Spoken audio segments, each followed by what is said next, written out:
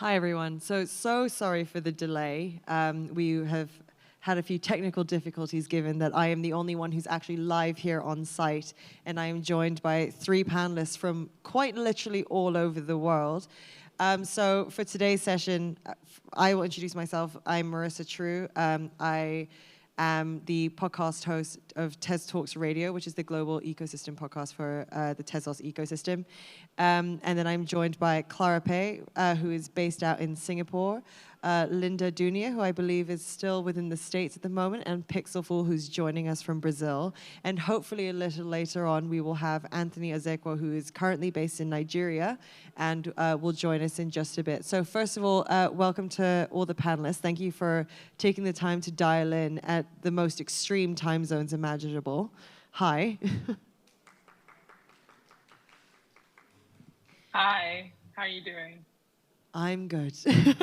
So today's topic is on-chain geography, putting blockchain art on the map. And the entire premise of this conversation is to shine a little bit of light onto the different NFT art ecosystems and communities that are emerging around the world, because not everyone can come to a place like Art Basel Miami Beach. And so we want to make sure that everyone has a voice to share what the culture of these communities is like, how they're growing, and sort of where they're, like, what path is unfolding before them. So to start off, I'd like each of you to introduce yourselves in a bit more detail and what you do. Clara, perhaps we can start with you.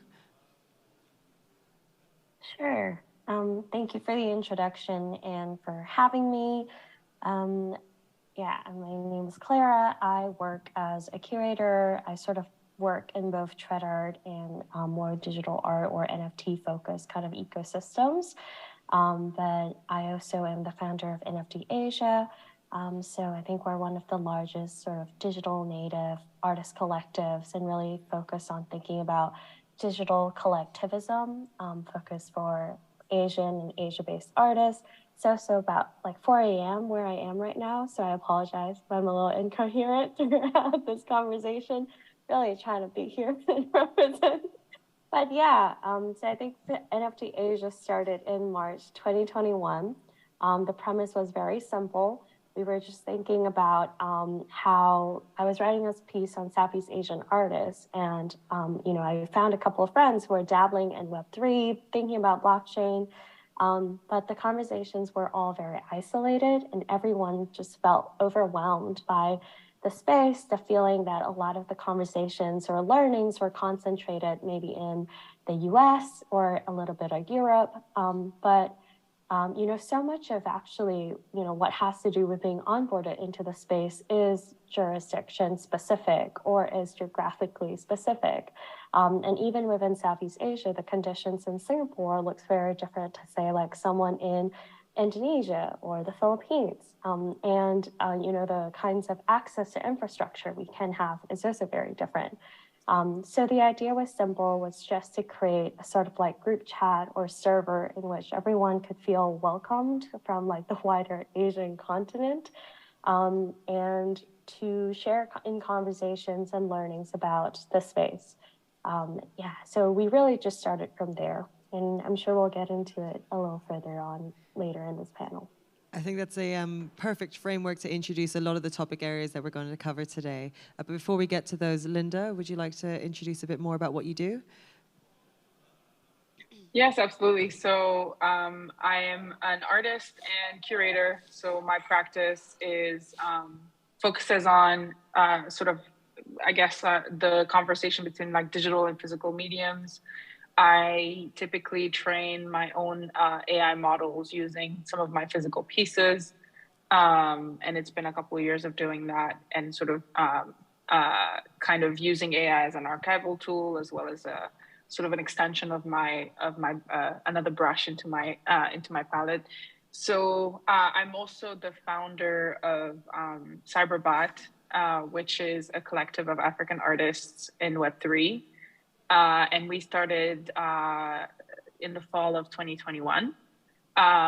And we've essentially kind of very similar to NFT Asia, been doing, exhibitions to showcase more art from throughout the continent, but also sort of bust some myths around what African art might be or is allowed to be. So exhibition, group shows, conversations, sort of anything to get the collective to, sort of exchange, but also kind of show up as one in Web3, which we found to be our biggest sort of strength. So yeah, that's about me. Thank you very much. And last but not least, Pixel 4. Hello, thank you for having me. Happy to be here among artists that I admire so much. Well, I'm Pixelful. I'm an artist that sometimes also collects art from other artists. I am from São Paulo, Brazil, South America, and yeah, my work is done basically with code. So I'm a generative artist. I've been doing this for quite some time now, but with NFTs, everything started at the beginning of last year, specifically on Hic@Nunc, which was a platform that used Tezos as well. And I also, I'm the founder of a very small crypto fund that aims to collect art from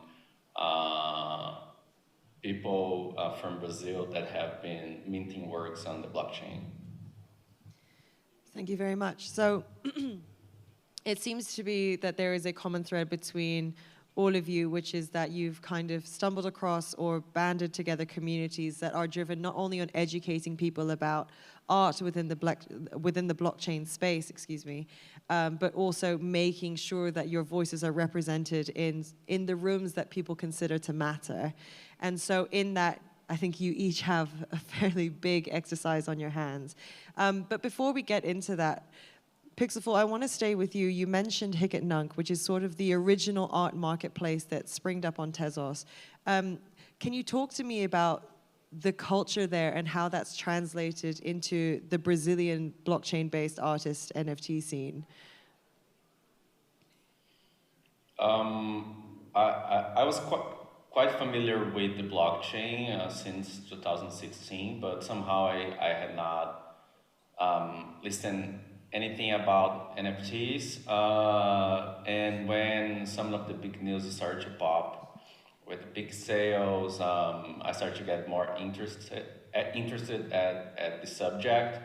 I was working with this curator for 2 years, trying to understand how to place my work in the traditional art world, in which galleries, institutions I could have my work.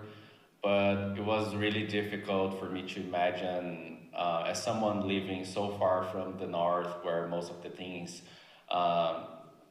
happen in the digital art world, like most of the digital art galleries or institutions that really take digital art seriously or have been doing in the past years. So eventually in March, I started to hear friends talking about Hic@Nunc. And then I started to look for it. I then opened the Discord and saw a bunch of people speaking Portuguese that were interested at the same subject. So it felt quite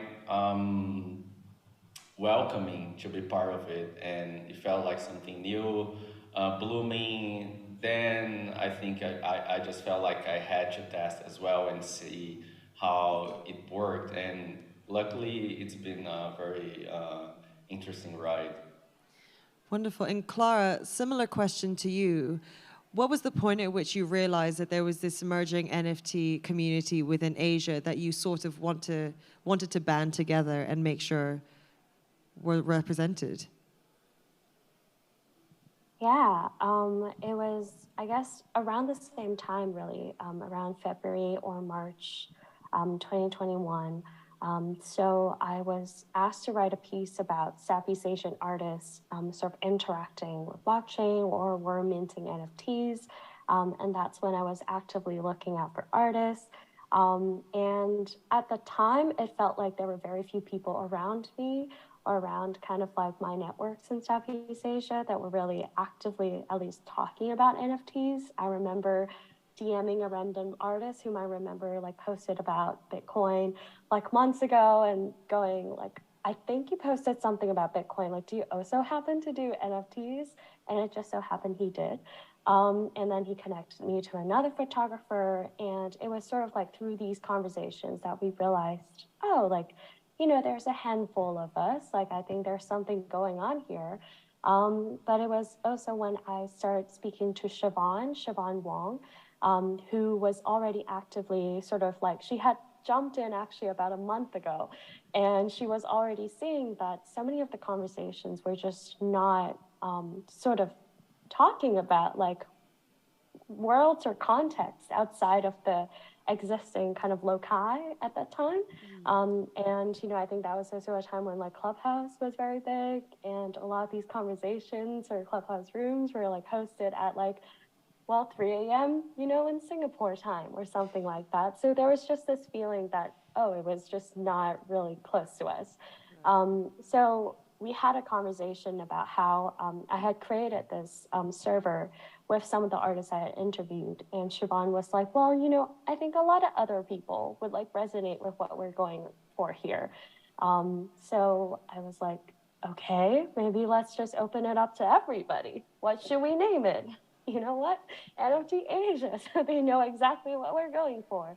And yeah, it was really just as simple as that. And as soon as we sort of opened it up, things grew very, very quickly. And then we started to realize, oh, like there's a real ecosystem here that we could really think about supporting and cultivating and growing.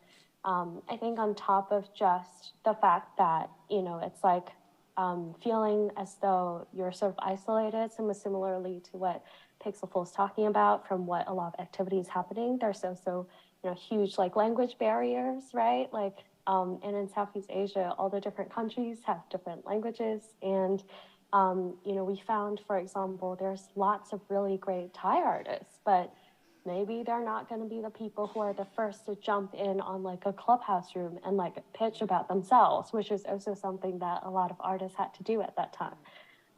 Or, you know, maybe they're not going to feel super comfortable sort of like advertising themselves on Twitter in the same way someone an English native speaker would. And that was sort of the second layer of things. But the third layer was also realizing that, and think this would be similar to everyone else's experience, that there are a lot of artists coming into the space who are identifying as artists for the first time. So there's also a lot of bridging in terms of like, okay, now I have to write my artist bio, or now I have to write an artwork description, and it's going to be minted. So how am I going to even approach that exercise when, like, you know, there haven't really been strong support systems for digital artists. So I don't know a curator. I don't know someone who could support me. So coincidentally, within our original founding team, like myself, I work as a curator. Some of my other founding like team members are also like artists who have dealings or like experiences in the traditional ecosystem.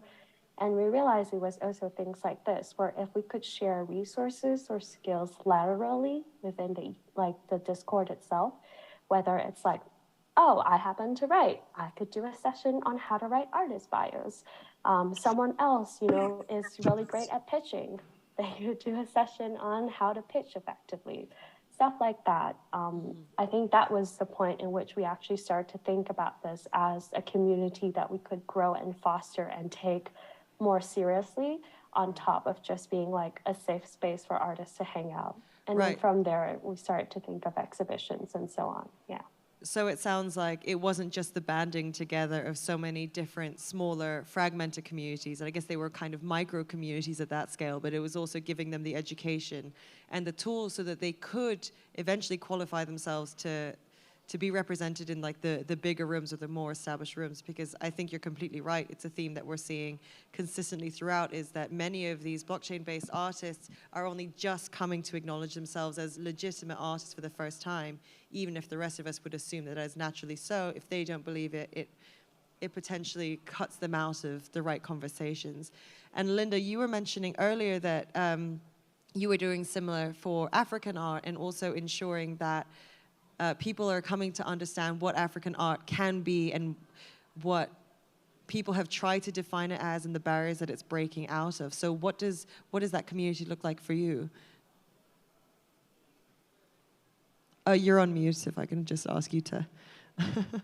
Classic Zoom mistake. Sorry, that was my baby in the background, so I keep muted between between takes. But yeah, so I think one of the biggest tragedies like African artists are faced with is the sort of the box that African art exists in.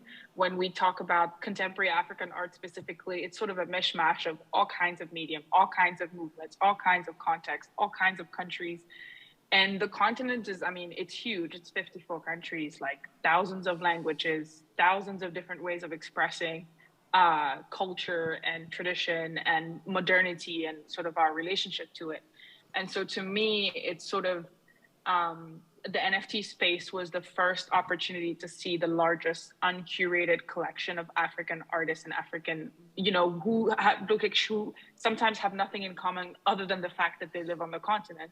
And sometimes they're even from the diaspora. And so sometimes there are threads that connect some of the work. Sometimes the works are also totally different from what we see in the contemporary art scene in the traditional space. And so I think it was, for me, when I came into this space, refreshing to see the diversity and the vibrancy. And it was important to sort of like acknowledge that the way the NFT space works is definitely in collectives, right? Whether we're talking global north or global south, if you're not part of a kind of a network or a tight-knit community that amplifies each other's voices and help, sort of, whether it's like collective collecting or collective sort of showcasing the sort of the importance of being together is much more felt here than say in the traditional art space where you have your agent, you have your your gallerist, etc. Here it's definitely you have your friends and you guys come up with stuff to do together, and that's sort of how you start to make noise. And so for me with Cyberbot, it's a curated community, so we're not sort of like open to all. We take in cohorts, and we grow very slowly to our means. But essentially the brief is to shatter some of these barriers that exist in the traditional art space, because we have this opportunity for the first time to be ourselves and in an unlimited way. I'd like to take the opportunity. I want to ask the tech team. I believe Anthony was just pending. I'm wondering if his request is still there and we can let him into the room. Oh, no, hello, I'm here. I'm here. Oh, you're here. Okay. So we can't see your video. But, well, welcome. But I think we should start off with an introduction for you as well. Can you please give us a little idea of the kind, because I know that you're a Nigeria-based artist. Can you tell us about your backstory and how you've entered this NFT space? Well, hello, everyone. I'm so sorry again for being late, just the Wi-Fi connectivity issues. But yes, my name is Anthony Azeku. I'm a digital artist and author based in Lagos, Nigeria. I've been working digitally from writing to painting for in a month, it's going to be 10 years. So it's something that's very exciting and true to me. I started just, from my room with my laptop, and it's something that has been really a blessing to watch blossom here. But yeah. Excellent. Is there any chance that you can turn on your webcam, or is that going to hinder your connectivity? Oh yeah, my video is on. It's not, that's strange. Can you see me now? I can see Anthony. Oh, yeah, great. Oh. I can see him too. Interesting. Okay. It's not translating onto our screen. There we go. Hurrah. Okay. It's always the beauty of being the only person on stage, and navigating a Zoom environment is always going to be a conflict. So thank you to the audience and to the panelists for bearing with. So I think the thread that's been common throughout this conversation is that there's been little seedlings of communities around the world. They're all banding together because they're all collectively embracing this new technology and understanding its power to, I guess, elevate their work in the artistic fields. But I think the other question that arises as this momentum builds is the ways in which your respective cultures are represented and mapped onto these digital environments. Is this a challenge that you guys have pondered in recent times as you've given the tools to, you know, as I said, qualify themselves into speaking into the right rooms, into the right people on an institutional level? How are we making sure that culture is also being represented without, as Linda, as you put it, kind of being boxed into the stereotypes that people may expect? I'll open that question up to all of you, so whoever would like to speak, please do. Oh, yeah, I think, you know, it's something that I could go first in, where, you know, with African art in the beginning, let's say 50, 60 years ago, because of course the opportunities to actually be global were limited to only a few artists, there was a kind of look and feel of what people thought African art was and could be just by default, because it's like, these are the only people we're seeing. And, you know, as time goes on, you know, let's say from Nigeria especially, you had great artists like Ben Nwonwu, Yusuf Grillo. You know, these are people that people could identify with and what you would see African art as. Now with this new digital age, what's been interesting is by the mere virtue of people being able to enter en masse, it's actually just increased definition of African art. Because for us, even as artists, we questioned ourselves. We were like, well, is this African art really? Like, it's not looking like what people say it is. Like, are we in the right place? And that's just the beauty, I think, of this whole next step, where it's like, suddenly you're finding more and more people kind of taking up the field, taking up the medium, and being able to give African arts their own spin, their own form of expression. And I think that has really been the great decider. So I feel like, yeah, in terms of culture, just because of the variety of people that have been coming in, there's been a greater variety of art. I think some of the greatest we've seen in African history in what we can consider what art is. I think that's beautifully put, because I think the thing that people often forget when it comes to NFT art as a space is it's very much a grassroots movement. It's very much enabling artists to start from the bottom up, and that conversation I don't think flowed that way in the traditional art world for a very long time. And Pixelful, I want to bring you back into this conversation because, again, you mentioned Hic et Nunc, which was the first big major art marketplace on Tezos. And that grassroots movement was very much embodied in that. So as that picked up momentum, how did it affect the way your work was received as a Brazilian artist? Yeah, I think the fact that it was an open platform was really important. As most people must imagine, my real name is not Pixelful. It's something that I came up with. And it's a project that I started from scratch. So last year in April was when I minted the very first work under the pseudonym. And I believe that if I had to rely only on closed or curated platforms, which I recognize the value of. I think curators can bring a lot of perspective, context, and things that are important to the narrative of the art world.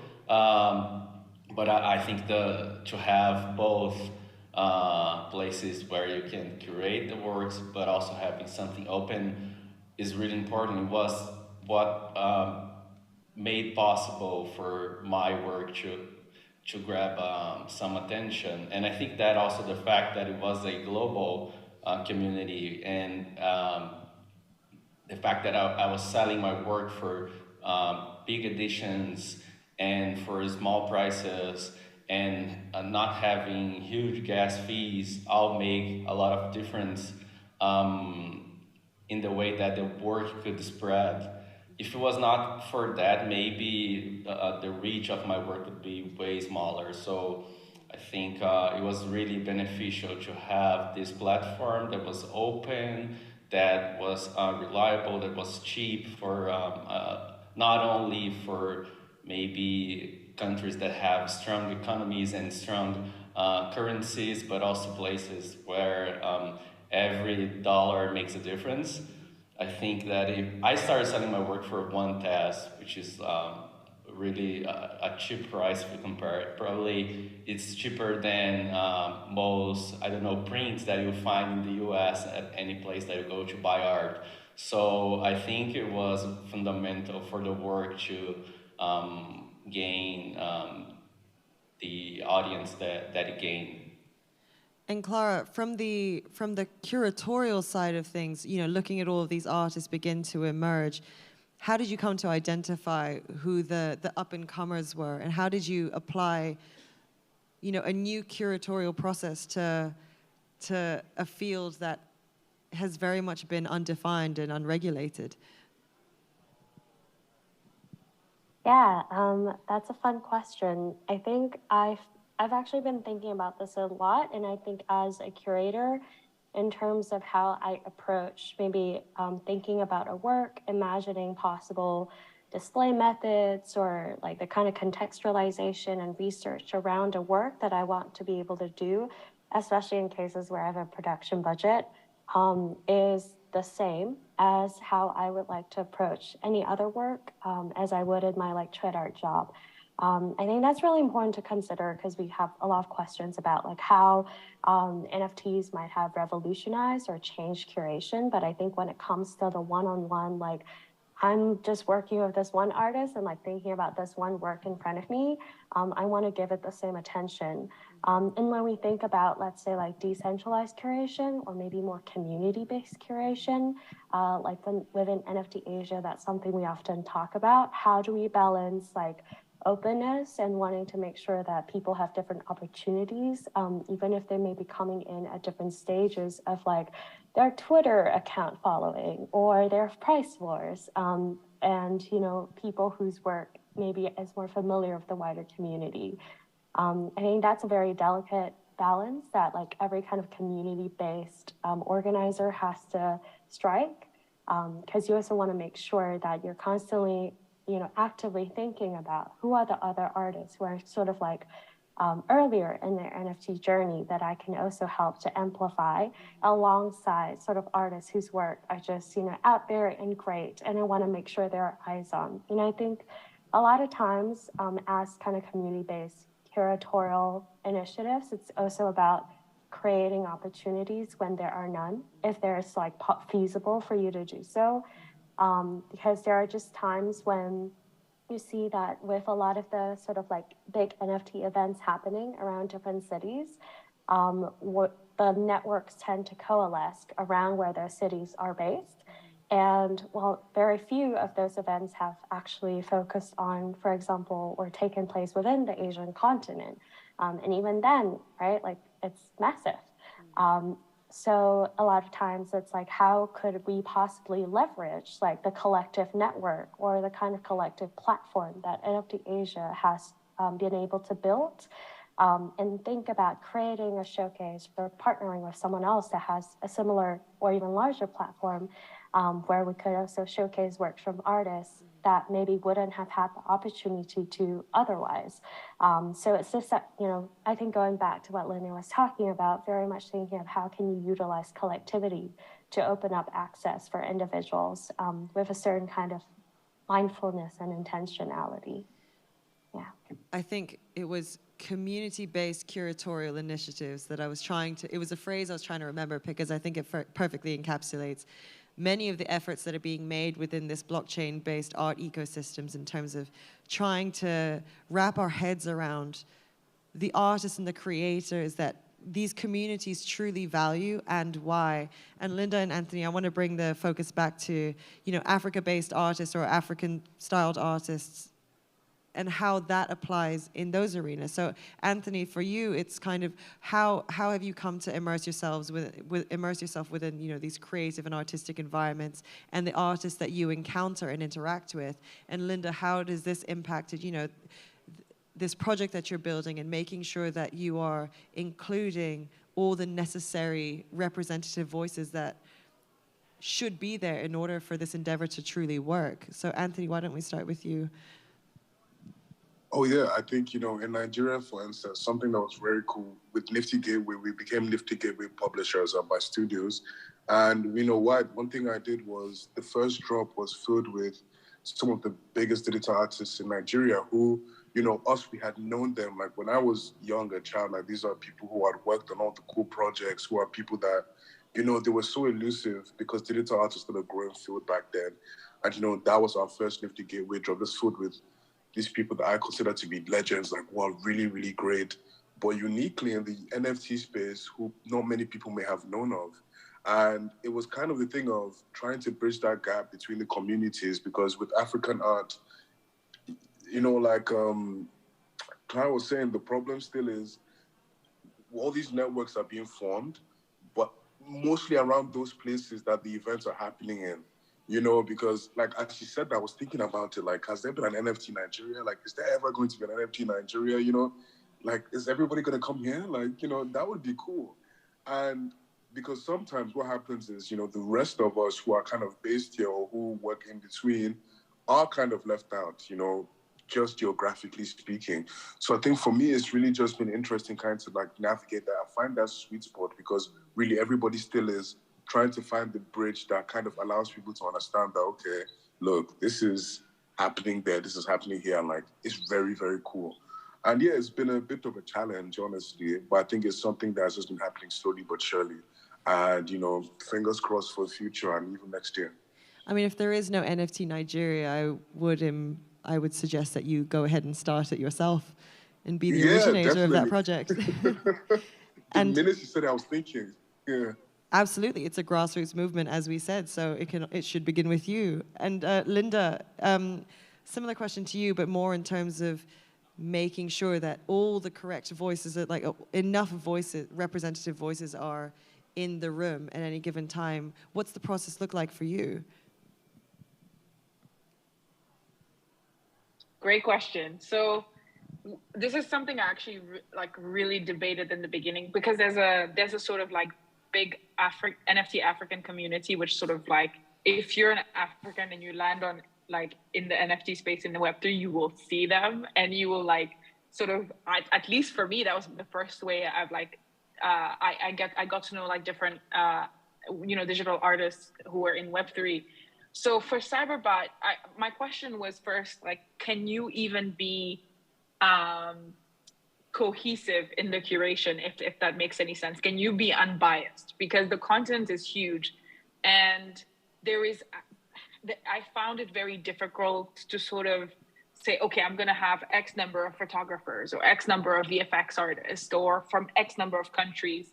I think it really came down to sort of making peace with the fact that this is one of hopefully many projects that will mushroom all over the continent, right? So this is my perspective, and eventually became the perspective of my collectors, of my collaborators when it came to curating.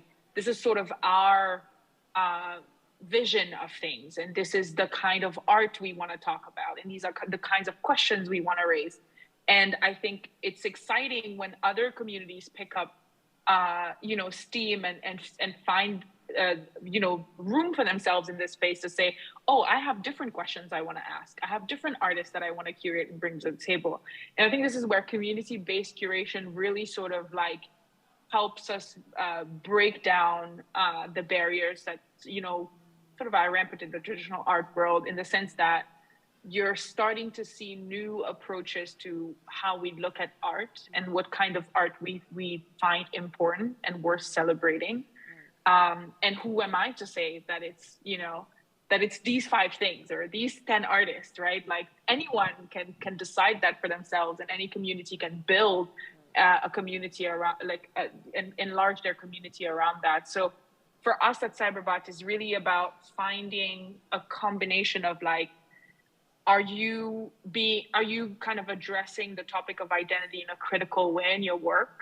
So how are you grappling with that? And the second sort of, a second thing we look for is how involved are you in the space? So I think the second thing we look for happened because we realized that generosity is really important in the NFT space. Like you have to be generous with as an artist who maybe are further along your journey in the space or further along in your following count, you have to be like very generous with your platform in order to bring other artists with you. And so that was really important to us. Like, are you like that? Are you you know, do you celebrate other artists on your platform? And that was the sort of, that's the kind of way we use to choose people who come into the collective. So essentially, we have both the opportunity to rewrite the ways in which artists are represented across the world, but also the challenge in making sure that we don't repeat old mistakes or introduce new biases or old inherent biases that we're not cognizant of yet, and basically constantly having to experiment with what it's really going to take to make sure that this technology is very much a liberating tool than one that's going to put us back into rigid social structures that haven't actually collectively served us for very long. Unfortunately, we are out of time, but I think this is a conversation that we could venture into for hours on end. It's personally something I'm extremely passionate about, but we will have to save it for another time. So Linda, Clara, Pixel4, Anthony, thank you so much for your perspectives here today. Hopefully one day we'll get to meet in person and have this conversation over a cup of coffee or a drink at this stage. But thank you so much again for joining me. Maybe at NFT Nigeria. There we go, NFT Nigeria. NFT Nigeria, like, fingers crossed. Thank you very much. Apologies. Thank you. Yeah. Thank you. Thank you, everyone.